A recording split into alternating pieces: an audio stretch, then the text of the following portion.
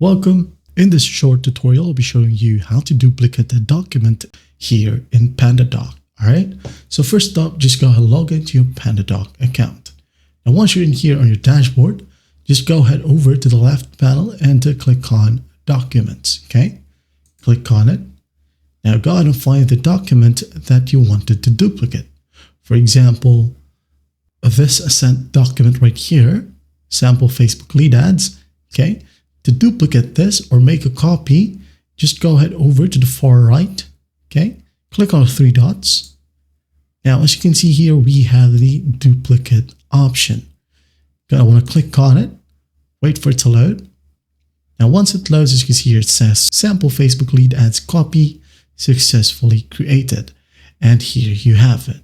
Okay, that's how easy it is to duplicate a document here in PandaDoc. Well, I hope this video helps, and I'll see you in the next one.